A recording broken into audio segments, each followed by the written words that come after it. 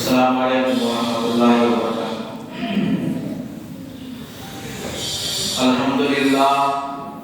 الحمدللہ رب العالمین والعاقبۃ للمتقین والصلاة والسلام علی شمس الہدایۃ والیقین محمد وآلہ واصحابہ اجمعین۔ اما بعد فاعوذ باللہ من الشیطان الرجیم، بسم اللہ الرحمن الرحیم۔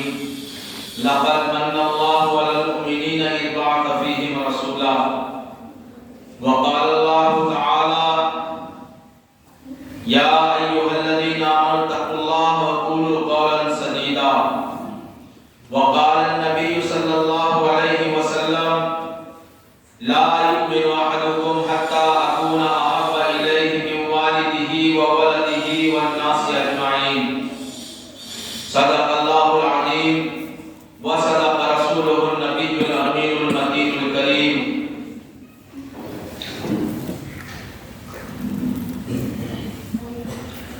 حاضرین گرامی، آج کی اس بابرکت مجلس میں مبارکباد کے مستحق ہیں وہ لوگ جن کے بچے آج تکمیل حفظ قرآن کیے ہیں اور بابرکت ہیں، مبارکباد کے لائق ہیں ان کے اساتذہ جن کی محنت، جن کی صبح شام کی جستجو آج ان بچوں کو اپنے مقام و مرتبہ کے لائق بنایا، اور مبارکباد کے مستحق ہیں وہ ذمہ دار جن کی محنت سے آج یہ مدرسہ اپنے آب و کام کے ساتھ وہ اسلحہ اور وہ چیزیں تیار کرنے میں مدرسہ لگا ہوا ہے، جن کے لیے ہمارے اکابرین، ہمارے اسلاف نے جنگ آزادی سے پہلے وہ خواب دیکھے تھے۔ میرے محترم، میں اس لائق نہیں تھا کہ میں یہاں بیٹھ کر کے کچھ کہہ سکوں، کیونکہ جو طلباء ہیں جو آج علم حاصل کر رہے ہیں ان کے مقام و مرتبہ کو یہ دنیا والے نہ پہچانیں، اس کے مقام اور مرتبہ کو عزت کی نگاہوں سے دنیا والے نہ دیکھیں، ان کی رفعت و بلندی کو یہ جہان والے نہ سراہیں، ان کی عظمتوں کو یہ دنیا والے سلام نہ کریں، لیکن ان کو سلامی پیش کرنے کے لیے اللہ کے محبوب اور مقرب فرشتے ہیں۔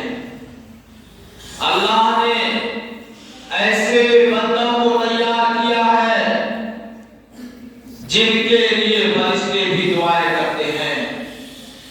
طلباء کے بارے میں، علم حاصل کرنے والوں کے لیے اللہ کے نبی نے فرمایا کہ مچھلی بھی ان کے لیے دعائیں کرتی ہے۔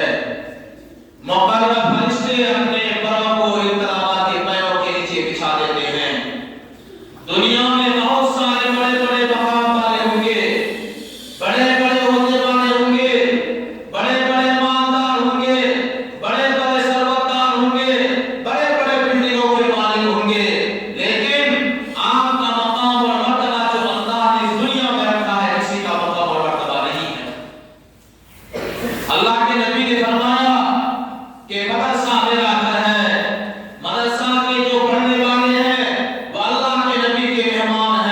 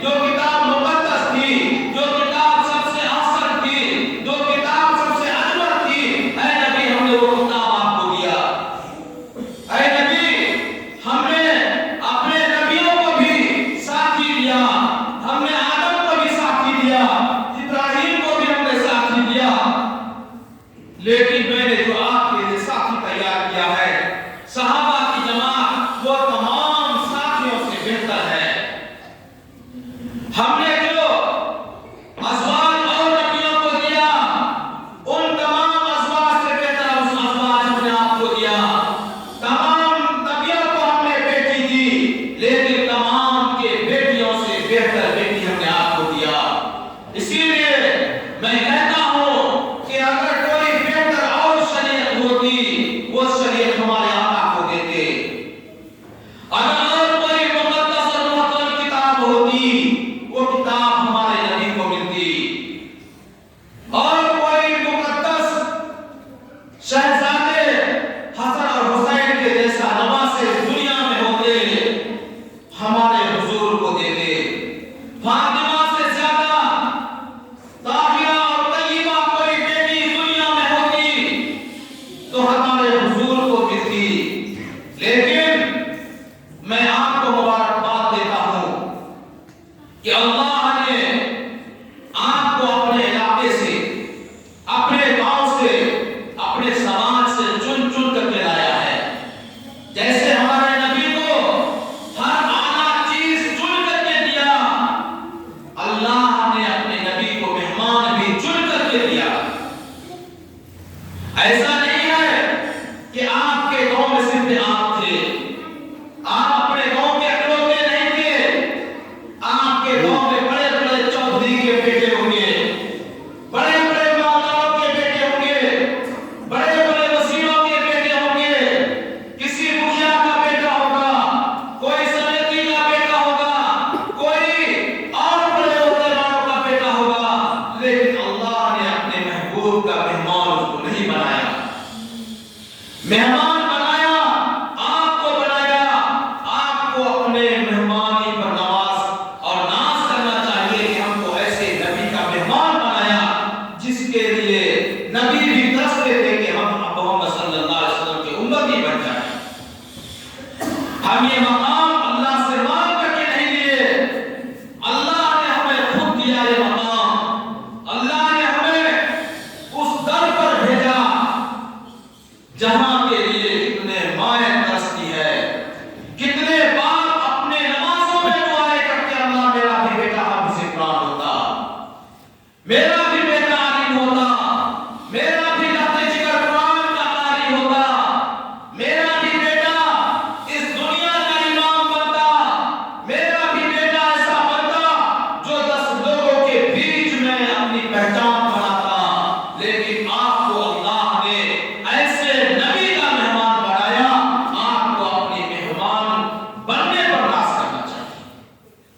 آپ دیکھیے اپنے گاؤں علاقے میں کتنے بچے ایسے ہیں جو صبح سے شام تک گولی کھیلتے ہیں, ڈنڈا کھیلتے ہیں, پیسہ کھیلتے ہیں, ان کی بھی زندگی کٹ رہی ہے. کتنے بچے ایسے ہیں جو ناچ اور گانا میں اپنی زندگی کو برباد کر رہے ہیں. کتنے نوجوان ایسے ہیں جو نشہ اور گولی کھا کر اپنی زندگی برباد کر رہے ہیں. کتنے نوجوان ایسے ہیں جو بچپن سے ہی مزدوری کرنے پر لگے ہوئے ہیں.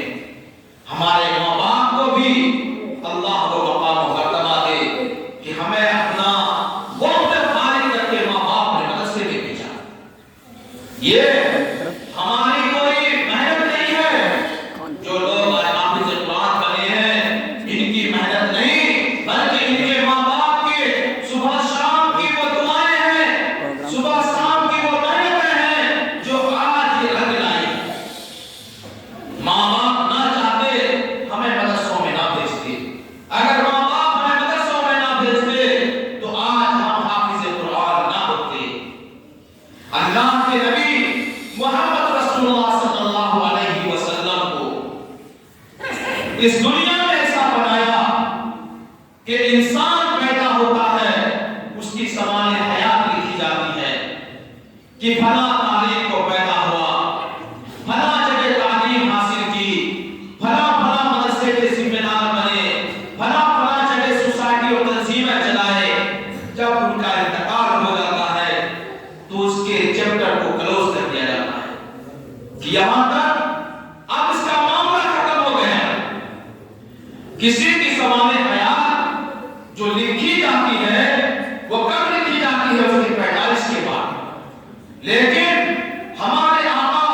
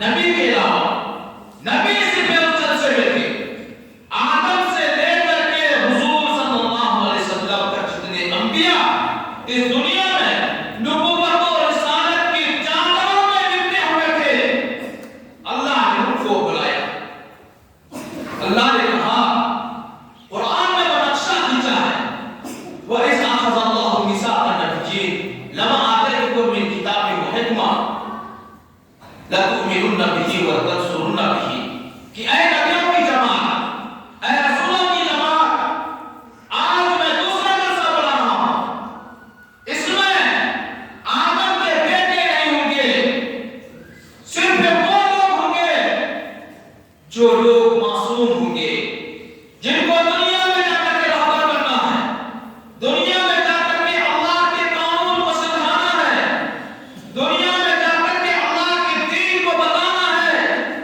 وہی لوگ ہوں گے جو اللہ کی شریعت کو لے جا کر کے دنیا والوں کے سامنے میں پھیلائے گا آج وہی لوگ ہیں وہی ذرا اللہ مثال النبیین کہ جب اللہ نے عہد و پیمان لیا نبیوں سے کیا کہا کہ میں ایک ایسے نبی کو بھیجوں گا جو آنے میں تمہارے بعد ہوں گے آئیں گے تمہارے بعد لا تؤمنون به ولا تنصرون به کہ اے نبیوں کی جماعت میں تمہیں کتاب بھی دوں گا تمہیں حکمت بھی دوں گا تدبر بھی دوں گا تفکر بھی دوں گا سہارت بھی دوں گا سیاست بھی دوں گا سیادت بھی دوں گا حیات بھی دوں گا رہنمائی کے لیے کتاب بھی دوں گا ساری چیزیں دوں گا لیکن تم وہ نہ کرو کہ تمہارے بعد آخر میں میرے محبوب آئیں گے لا تؤمنون به کیا تم لوگ اس پر ایمان لاؤ گے یا نہیں لاؤ وَلَا تَنصُرُنَّ بِهِ تم لوگ اس پر ایمان لاؤ گے یا نہیں تم لوگ اس کی مدد کرو گے یا نہیں بولو آج میں تم سے معاہدہ لے رہا ہوں ایسا معاہدہ جیسے کوئی باپ اپنے بڑے بیٹے سے معاہدہ لے رہا ہے کہ اے بیٹے بتاؤ میں مر جاؤں گا میرے مرنے کا وقت قریب آ چکا ہے میرے ہاتھ پر ہاتھ رکھ کے بیٹھ کرو کہ یہ بات کرو کہ تمہارے چھوٹے چھوٹے بھائی تمہاری چھوٹی بہن ماں ہے میرے مرنے کے بعد تم لوگ اس کی رکھوالی کرو گے یا نہیں اس کی دیکھ بھالی کرو گے یا نہیں اس کی پرورش کرو گے یا نہیں اس کی تعلیم و تربیت کا انتظام کرو گے یا نہیں ایسا اللہ معاہدہ لے رہے نبیوں سے تو اس وقت اللہ کے نبی محمد رسول اللہ صلی اللہ علیہ وسلم کے لیے معاہدہ لیا گیا تو اللہ کے نبی کا تذکرہ ہم اللہ کے نبی کے پیدائش کے بعد نہیں کرتے ہیں اللہ کے نبی کا تذکرہ اللہ نے ان عرشوں سے بیٹھ کر کے دنیا کو بنانے سے پہلے کیا اللہ نے کہا نون والقلم وما یسطرون قسم ہے قلم کی جو سطریں لکھی ہیں قلم کو بنانے سے پہلے اللہ کے نبی نے اللہ کے نبی کا تذکرہ لکھا قلم بنایا تذکرہ لکھا اس کے بعد پھر بعد میں آدم علیہ السلام کا تذکرہ پیدائش کا ہوا میرے محترم کہنے کا مقصد ہے کہ وہ نبی جو آئے بعد میں تمام نبیوں سے افضل وہ کتاب جو آئی بعد میں تمام کتابوں سے افضل وہ رسول جو آئے بعد میں تمام رسولوں کا امام اللہ نے وہ امامت کروا کر کے دکھلایا جب اللہ کے نبی محمد رسول اللہ صلی اللہ علیہ وسلم 2 منٹ میں واپس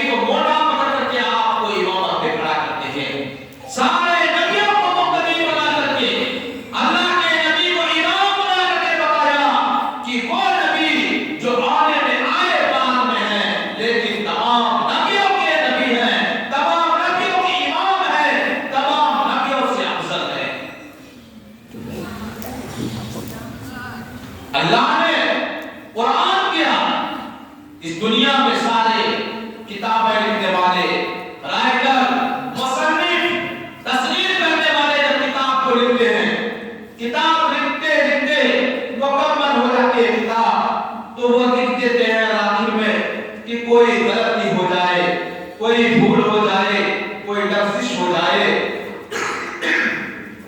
تو معاف کر دیجئے گا، یا اس لفظ کی ہمیں خبر دیجئے گا، اگلے بار وہ لفظ اور خطا سے ہم باخبر ہو جائیں گے۔ لیکن اللہ کی کتاب کا اندازہ دیکھیے، اللہ نے قرآن کو اللہ کے نبی کو دیا، قرآن کا اتارنے کا اسلوب دیکھیے، اللہ نے کہا الف لام میم ذالک الکتاب لا ریب فیہ۔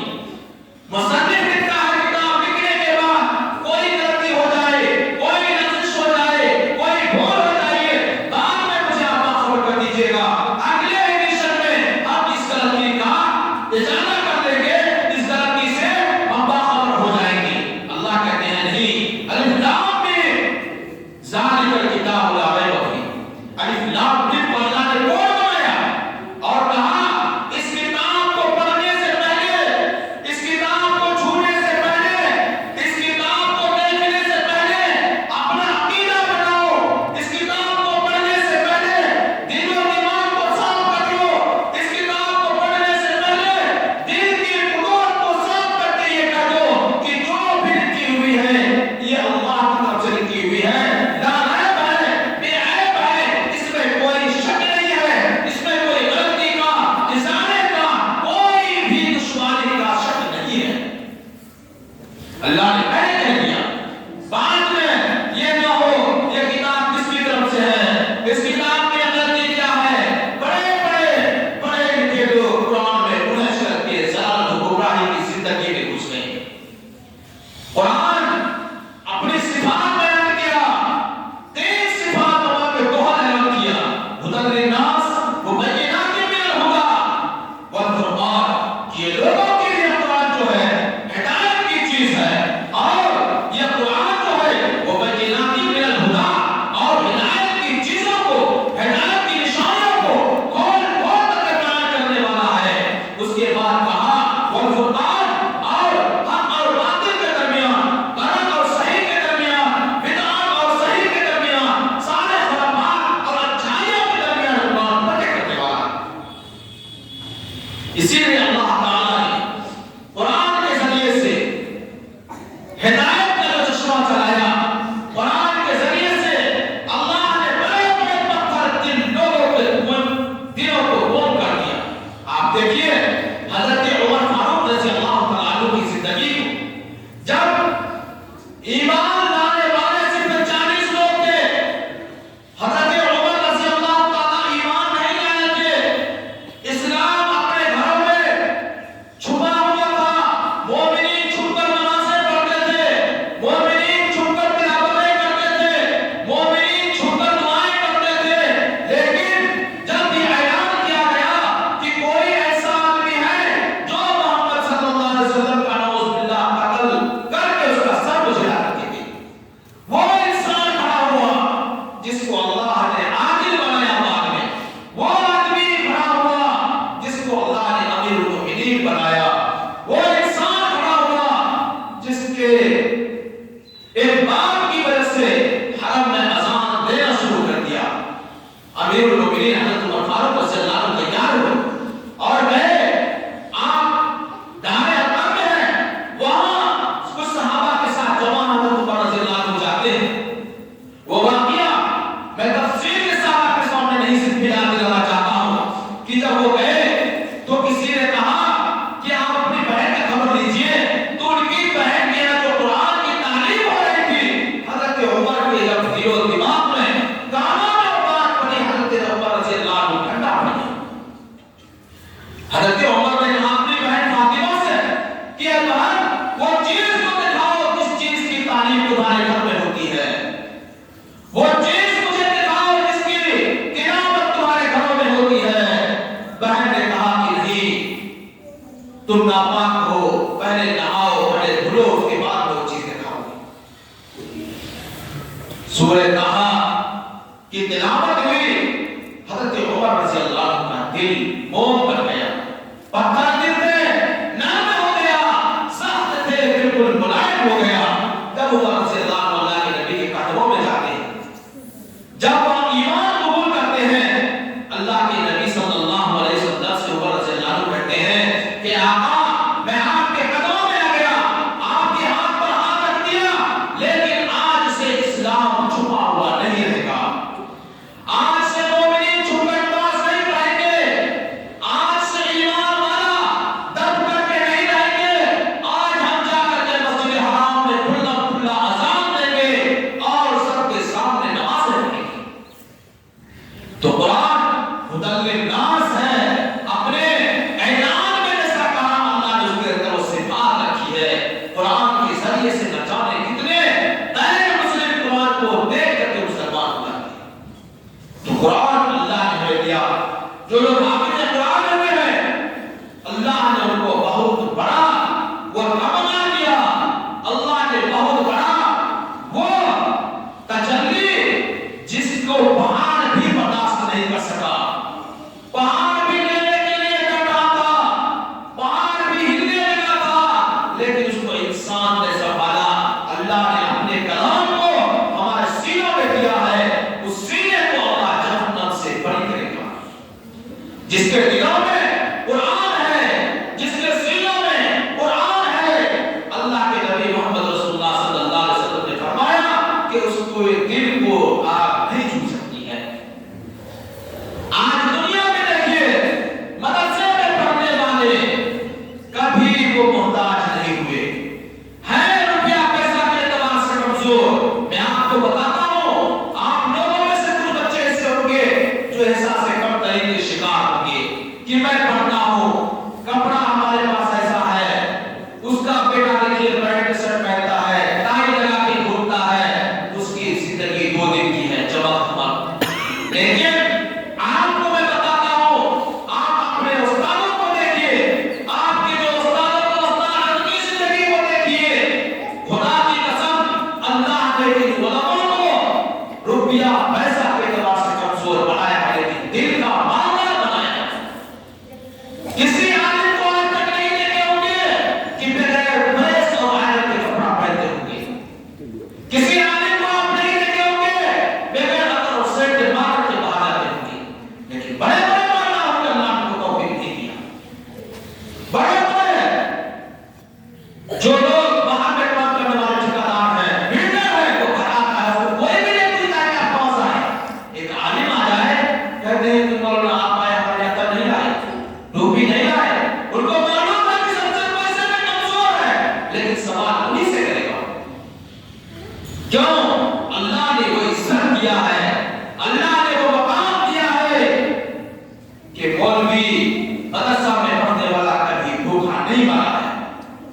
آپ دیکھے ہوں گے، سنے ہوں گے، ماسٹر، پروفیسر، لیکچرر، بڑے بڑے اسکول کے عہدیدار سڑکوں میں گاڑی جام کرتے ہوئے دیکھے ہوں گے، حکومت سے مانگ کرتے ہوئے دیکھے ہوں گے، نہیں ہمارے طرف کو پڑھائیے، 35,000 ہے، 40,000 ہے، 50,000 ہے، پھر بھی روڈ میں جام کر رہا ہے۔ کیوں؟ ان کی پیٹ کو نہیں بھرنے دے رہا ہے۔ ایک عالم کی تنخواہ 8,000 7,000، اسی میں اس کے بچے کی پڑھائی، بیوی کی خواہش، کپڑے دیجیے، بچوں کی خواہش، اپنی خواہشات ہے، ساری چیزوں کو مد نظر رکھتے ہوئے پھر بھی مولانا صاحب جب نکلتے ہیں دنیا کی نگاہیں ان کی طرف دیکھتی ہیں کہ آپ کے ساتھ کپڑا کہاں سے پہنتا ہے، ایسا عطر کہاں سے لگاتا ہے، ایسا جوتا کہاں سے پہنتا ہے، ایسی ٹوپی کہاں سے لاتا ہے، ایسا عمامہ کہاں سے پہنتا ہے۔ ارے جس کو اللہ عزت دیا ہے وہ ذلیل نہیں ہو سکتا ہے۔ ہم لوگ جب پڑھتے تھے، ہم لوگ یہ سوچتے تھے اللہ کے کرم سے مدرسہ اصلاح العلوم مدنپور بازار میں 5 سال پڑھا، اس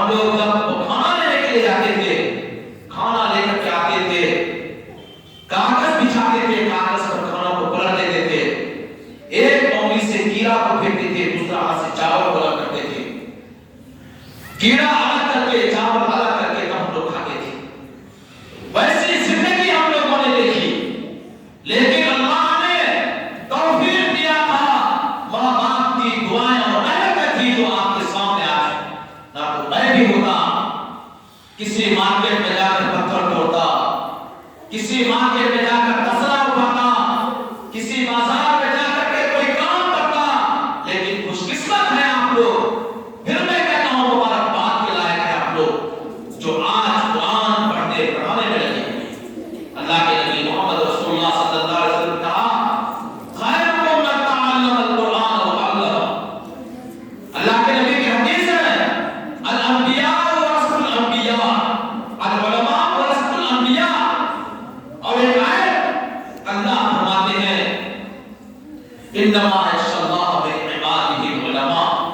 میں آپ کو بتانا چاہتا ہوں کہ دنیا میں بڑے بڑے بزرگ لوگ ہوں گے، اللہ والے ہوں گے، زاہد ہوں گے، ریاضت کرنے والے ہوں گے، خلوت اور جلوت میں اللہ سے ڈرنے والے ہوں گے، لیکن اللہ نے قرآن میں جو صفات علماء کو دیا ہے کہ ڈرنے والے علماء ہیں، یہ نہیں کہا کہ عام لوگ کرنے والے ہیں، تقویٰ طاعت والے کرنے والے ہیں، پرہیزگار لوگ کرنے والے ہیں، بزرگ لوگ کرنے والے ہیں، نہیں، اللہ نے ایک امتیازی شان علماء کو دیا کہ اللہ سے ڈرنے والے علماء ہیں۔ اللہ کے نبی نے کہا العلماء ورثۃ الانبیاء، کہ علماء جو ہے انبیاء کے وارث ہیں، انبیاء کا وارث علماء کو بتایا۔ اگر بہت سارے علماء ایسے ہیں اللہ انہیں ہدایت دے، اپنے مقام اور منصب سے ہٹ کر کے چلے گئے، آج سرکاری نوکری کے چکر میں، مدرسے کورس کے چکر میں اپنی پہچان اور شناخت ختم کر دی۔ جب میں 2007 میں دارالعلوم دیوبند میں میرا داخلہ ہوا، حضرت مولانا اشرف بدری صاحب دامت برکاتہ ہم لوگوں سے کہے کہ بیٹا بہار میں مدرسہ بورڈ جو ہے یہ مدرسوں کے لیے بہت بڑا نقصان کا سبب ہے، مدرسہ بورڈ تعلیم کو کھوکھلا کر دے گا، مدرسہ بورڈ مسلمانوں کی ایمان کی کمزوری کا ذریعہ بنے گا، مدرسہ بورڈ مسلمانوں کی ایمان کو سر پہ کرنے کا طریقہ بنے گا۔ آج ہم لوگ اپنے نگاہوں سے دیکھ رہے ہیں آسام میں کیا ہوا، 1388 مدرسے کو اپنے حکومت قبضے میں لے لیا، اب وہاں قرآن کی تعلیم نہیں ہوگی، اللہ کے نبی کی فرامین احادیث وہاں نہیں پڑھائی جائیں گی، اب وہاں اگر کسی چیز کی تعلیم ہوگی تو اب وہ سرکار اور وہاں کی گورنمنٹ تیار کرے گی۔ اسی لیے مدرسے میں پڑھنے والے، مدرسے کے جو اساتذہ ہیں اس کے ذمہ دار ہیں، اللہ نے سب کو چن کر کے لایا۔ مدرسہ میں کوئی اپنے سے نہیں آتا ہے، مدرسے میں کوئی چاہے اپنے سے داخلہ لے کے نہیں ہو سکتا ہے۔ میں دارالعلوم دیوبند کا ایک واقعہ سنا رہا ہوں، مولانا رفیع الدین صاحب جو اس وقت کے محتمم تھے، ان کے سامنے ایک شخص آتا ہے کھانا لینے کے لیے، اور دارالعلوم دیوبند کا یہ طریقہ پہلے سے ابھی چلا رہا ہے کہ رات کا کھانا جیسے دوپہر کے بعد کی تعلیم کی چھٹی ہوتی ہے فوراً کھا لیتے ہیں۔ وہ لڑکا کھانا لینے کے لیے آیا مولانا رفیع الدین صاحب سے، وہ کہتے ہیں کہ یہی کھانا ہے، یہ کیسا کھانا ہے، اس سے کوئی انسان کھاتا ہے، کوئی بندہ نہیں کھانا کھاتا ہے۔ مولانا رفیع الدین صاحب اوپر سے نیچے تک دیکھیں، اس کے بعد یہ کہتے ہیں کہ لڑکا کہاں کا ہے، وہاں کے استاد وہاں کے لڑکے کہتے ہیں کہ دارالعلوم دیوبند کا طالب علم ہے۔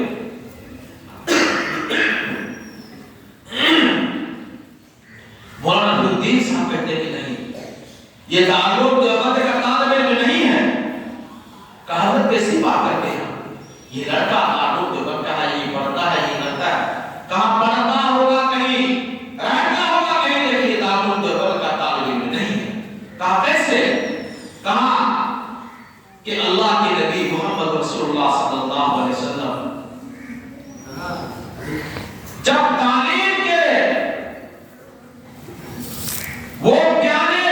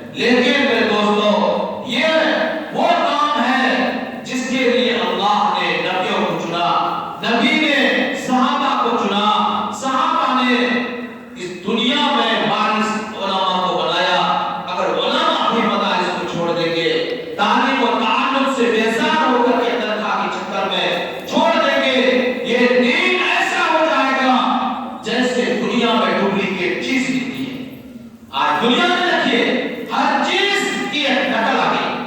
پہلے ہم لوگ بچپن میں تھے انڈا کھاتے تھے اوریجنل. ہم لوگ اس وقت چھوٹے تھے اس وقت ڈپلیکیٹ فارم پیدا نہیں آیا.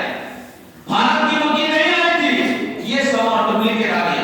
مولانا طاہر نیاوی صاحب رحمۃ اللہ علیہ کی زبان سے سنتے تھے کہ اب ڈپلیکیٹ انڈا بھی آئے گا, ڈپلیکیٹ علماء بھی آئیں گے.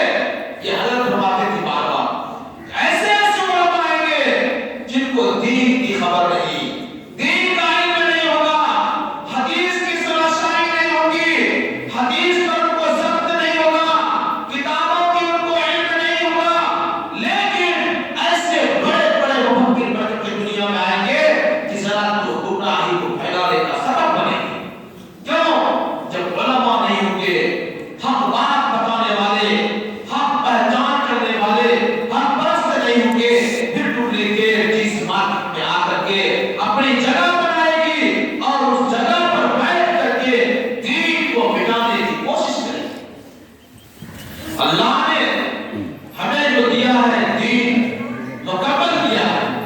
یعنی جو آیت پڑھی کہ یوم اکملت لکم دینکم, کہ اے نبی میں نے آپ کو مکمل دین دیا ہے, شریعت مکمل دیا ہے, اذان مکمل دیا, نماز مکمل دیا, قرآن مکمل دیا, ساری چیزیں مکمل دیا.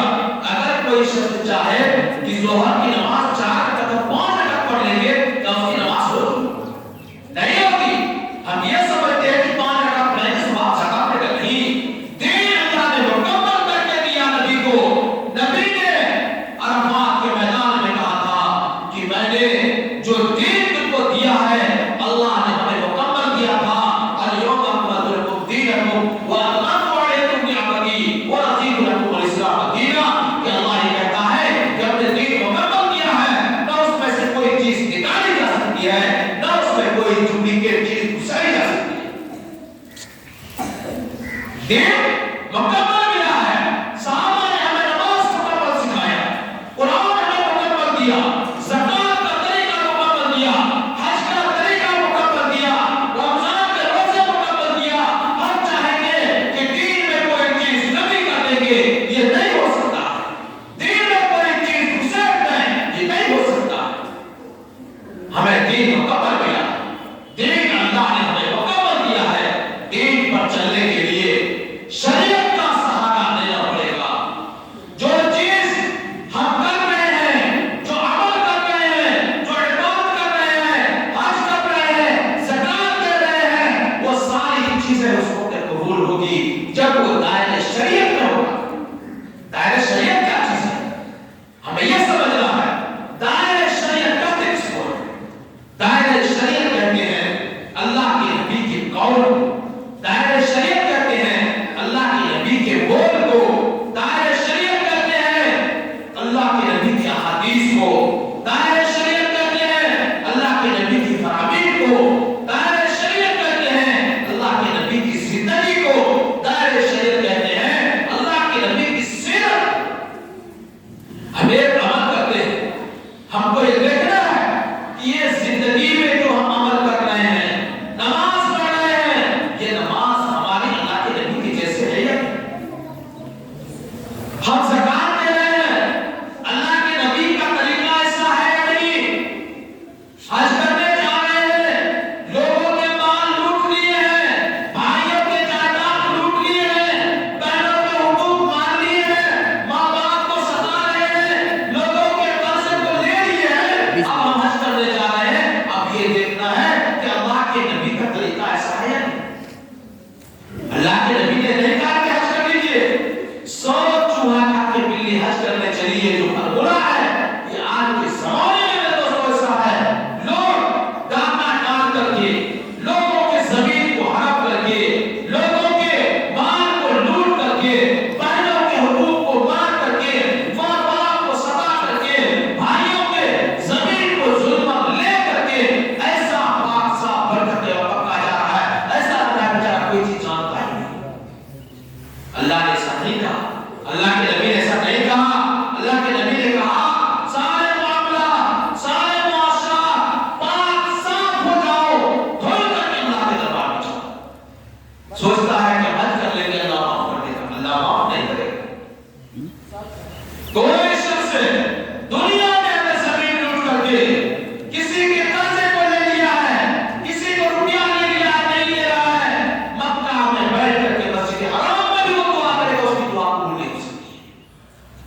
کیوں؟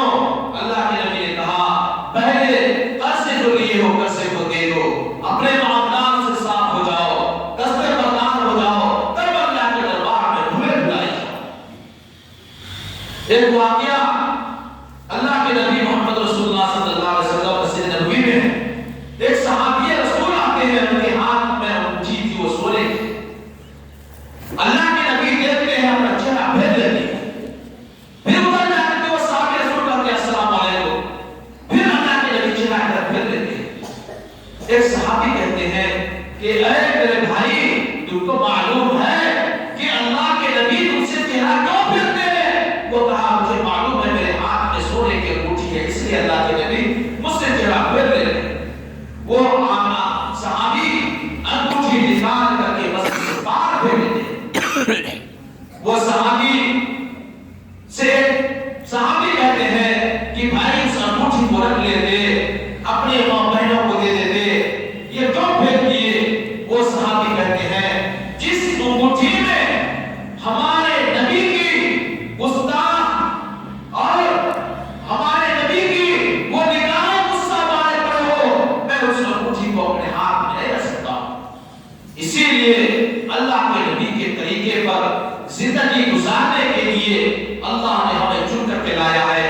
مدرسے کی زندگی میرے دوستوں بہت قیمتی زندگی ہے، یہ ایسا خزانہ ہے، یہاں ایسا یہ سمجھیے کہ ایک طرح کا میٹریل مشین ہے جو یہاں سے تیار ہوتا ہے، دوسری جگہ پر تیار نہیں ہوتی ہے۔ یہاں سے چاہیں آپ بڑے سے بڑے لیڈر بن کے نکل سکتے ہیں، بڑے سے بڑے M P M L A کی خواب میں کے نکل سکتے ہیں، بڑے سے بڑے انجینئر بن سکتے ہیں، بڑے سے بڑے ڈاکٹر بن سکتے ہیں، بڑے سے بڑے کلاکار بن سکتے ہیں، بڑے سے بڑے رائٹر بن سکتے ہیں۔ جتنے لوگ آج دنیا میں بڑے بڑے عہدوں پر ہیں مسلمان، آپ دیکھیے وہ مدرسوں کی زندگی سے نکلے۔ اے پی جے عبد الکلام جو اس ہندوستان کو پرمانو دیا، کئی طرح کے اختیار کے مدرسے سے پڑھ کر کے نکلی۔ ابو الکلام آزاد کو دیکھیے، سارے لوگ مدرسوں میں پڑھنے والے کسی سے پیچھے نہیں رہتے ہیں۔ میں اللہ سے دعائیں کرتا ہوں، اللہ تعالیٰ جتنے بچے پڑھنے والے ہیں، اللہ تعالیٰ تمام لوگوں کو بڑے سے بڑے رہبر، بڑے سے بڑے رہنما بنائے، عالم بنائے، حافظ قرآن بنائے، دین کی داعی اور شہنائی بنائے۔ اللہ تعالیٰ ذمہ داروں کو تمام تر معاملات کو اللہ خیر سے حل فرمائے۔ مدرسے چلانے والے بہت پریشان ہوتے ہیں، مدرسے کی ذمہ داری بہت بڑی ہوتی ہے۔ اللہ تعالیٰ مدرسے کو تمام تر فتنوں سے، تمام تر ظالموں کی نگاہوں سے حفاظت فرمائے۔ اللہ تعالیٰ تمام مدرسوں سے منسلکین جتنے لوگ